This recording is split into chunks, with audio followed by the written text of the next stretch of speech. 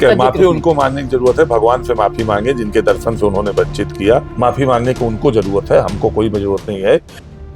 सपा मुखिया अखिलेश यादव द्वारा अपने बागियों पर अचानक की गई कार्रवाई के बाद सूबे की सियासत गरमाई हुई है।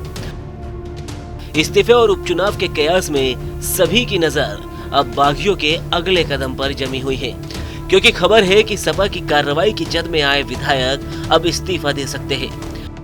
बहुत सही कार्रवाई किया उन्होंने। समाजवादी पार्टी से जीत करके चले गए भाजपा में मलाई खाने। कौन जिता देता इनको अगर हमारे नेता अखिलेश यादव जी का हाथ नहीं होता, उन्होंने टिकट नहीं दिया होता तो? अरे राष्ट्रीय अध्यक्ष जी को ये कार्रवाई बहुत पहले कर देनी चाहिए, लेकिन हमारे राष्ट्रीय अध्यक्ष जी का दिल इतना महान है, इतना बड़ा है कि इन लोगों को निकाला, बहुत दिनों तक इनको रहने दिया। अब ये कहीं के नहीं होंगे। बहुत अच्छे से, और बाहर का रास्ता मुझे कोई नहीं दिखाया है। मैंने अंदर का रास्ता देख लिया है, बाहर का रास्ता वो लोग खुद देख रहे हैं।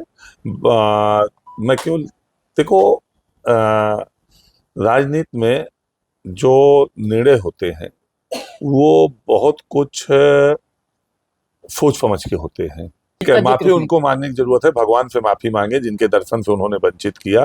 प्रभु राम से माफी मांगे जिनकी रामचरितमानस को जलवाया पढ़वाया गया। हिंदुत्व को मानने वाले उन सनातनियों से माफी मांगे जिनके भावनाओं पे ठेस पहुंचाई गई उनकी पार्टी के पदाधिकारियों नेताओं द्वारा।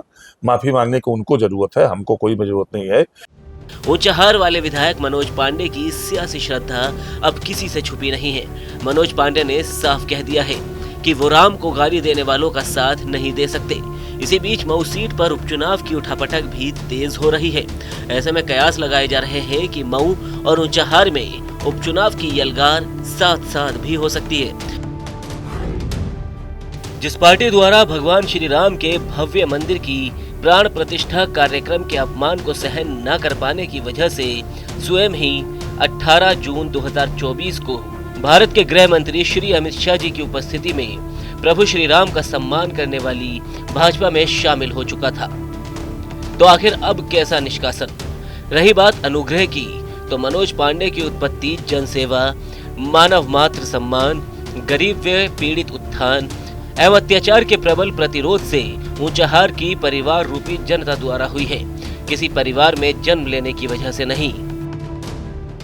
इसी बीच अब इस बिसात पर अपनी अपनी बाजी चलने की तैयारी होती दिख रही है। सपा के साथ साथ बीजेपी खेमे में भी हलचल हो रही है। हालांकि बीजेपी अभी अपने पत्ते नहीं खोल रही। तो भाजपा में क्या मतलब शामिल होंगे? आप इंतजार करिए, समय समय पर आपसे हम फिर मिलेंगे। लेकिन हम सभी जनप्रतिनिधियों का हृदय से स्वागत करते हैं और उनके साथ हमारी सरकार, हमारी पार्टी खड़ी है। किसी भी जनप्रतिनिधि को किसी प्रकार का कोई कष्ट हो, ये हम सुनिश्चित करेंगे। Okay sir, thank you. बहरहाल 7 में से 3 विधायकों पर एक्शन से जहां अखिलेश यादव ने साफ और पीडीए वाला संदेश दिया है, तो वहीं बागियों के खेमे से मनोज पांडे बेहद मुखर है। ऐसे में सवाल यही है कि क्या इस महासंग्राम में अब महामुकाबला होगा? क्या मऊ के अलावा और भी उपचुनावों का मैदान सजेगा?